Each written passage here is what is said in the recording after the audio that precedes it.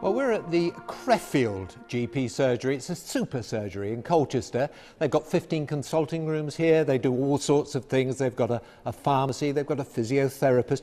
They do this kind of thing, which is going on behind me now. Can you see? These people come in from the community. They get to meet other people and they do exercises.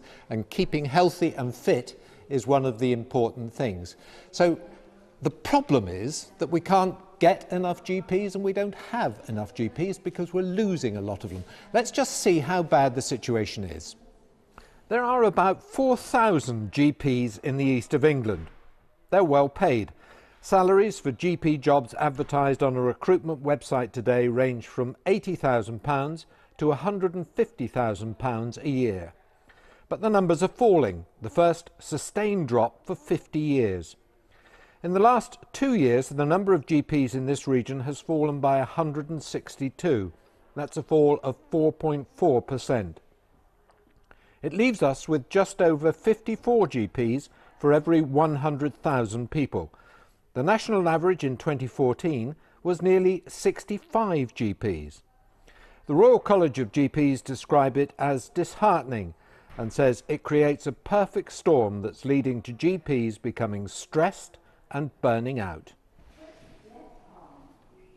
Of course, one of the big problems when it comes to GPs leaving the profession is what they're doing during the day and every day, and what they're doing during the night sometimes. And that can build up a great deal of stress. It means that the workload in and out of the surgery becomes too much for people. They take that work home with them. They find it difficult to struggle with. They find it difficult to cope with everyday life. Nikki Fox has been to meet the family of one GP who couldn't cope.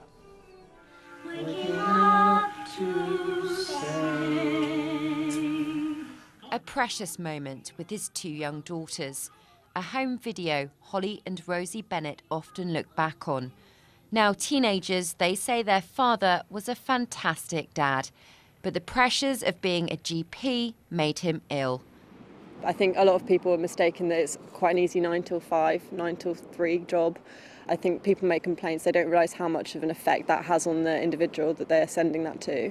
You take a lot home with you in that line of work if you haven't been able to, fix someone, if that's what you want to call it. That holds a bit of a burden over you, I think. Dr. Richie Bennett was in his 50s when his mental health deteriorated, working at this practice in the seaside town of Felixstowe. He'd leave the house at 7 in the morning and often not get home till 7 at night. If they're doing 12-hour days and not having much time for a break, then that's a lot of time for somebody whose life is in your hands. You're risking making hugely difficult medical decisions quite quickly. Dr. Lucy Henshall works for the National GP Health Service. It provides mental health support for doctors. More than 1,000 registered in a year. She opened a recent conference with a speech on GP suicides. This is a dirty secret of life in general practice. It ended with a minute's silence for the 400 GPs who had taken their lives. In areas of the country like Colchester in Essex, 22% of GPs are due to retire in the next year. Dr. Henshall thinks the NHS needs to work hard to prevent more from leaving. Virtually every GP I know would say there's a constant tension between doing the volume of work that has to be done and the quality of care they know they can provide. And that tension is a tightrope. They can't cut corners, but they can't give as much as they want to each task because there's 10 more coming.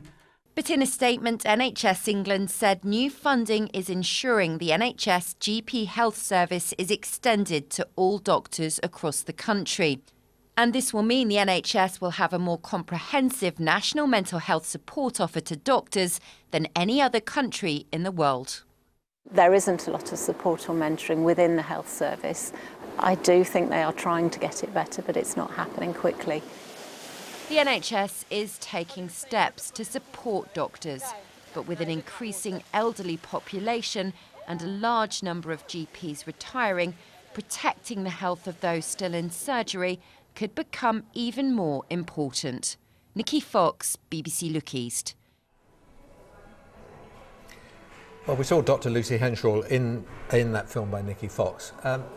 You knew Dr. Bennett very well. I did. He was in the year above me at medical school, and then a long time later he became my husband's practice partner in Felixstowe, yes, and a family friend.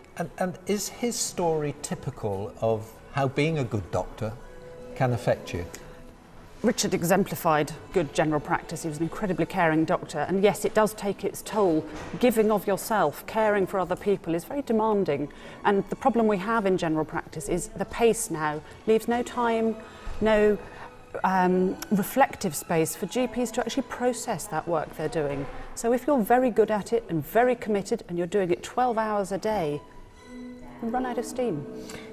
If we look at this practice here, for example, they do so much here. You've got nurse practitioners, you've got assistants who are taking blood and things like that. Does that make a difference to their workload, or does that sometimes cause a problem? It's certainly better than not having it. Ideally, we would have enough GPs and all of that as well. It should be an add-on instead of replacing GPs that we can't hold on to or can't recruit. But it is the way general practice is going to have to go. Do you think patients appreciate the problems that doctors are having? I think they do with the doctor they know, and I think they will when they watch this programme. But I think patients are on one side and doctors are in the middle, and the system is on the other side, and everybody is fraught. And so patients sometimes unleash their frustration on the doctors when they don't mean to, or perhaps when they don't realise the impact that can have on a doctor. A complaint is a very damaging experience for a doctor who is ultimately trying to do their best every hour of every day they are at work. Now, if you could say to the powers that be, give me one thing that this will make things better, what would that be? Because they are trying to train more people. They are trying to train more people, but we need to retain the people we've got. And I think simply, we have a bucket with holes in it. We're losing GPs. There's a system problem, and we need to mend the holes. So it's the root causes. And I believe that is not enough support for GPs who are in post, well GPs who are working day in, day out. We need psychological support for them, as well as for GPs when they become And don't unwell. we have to have GPs saying this is a great career? It is a great career. I love being a GP. I absolutely love being a GP. But it shouldn't be that as a female GP, I have 4 times the risk of suicide as other female professionals in this country. That tells us we have a problem we have to fix. But it is a fantastic career. Caring for patients is fabulous. Lucy Henshall, thank you very much for being with us. Thank you. Well, we've been talking to some patients today to see what they think.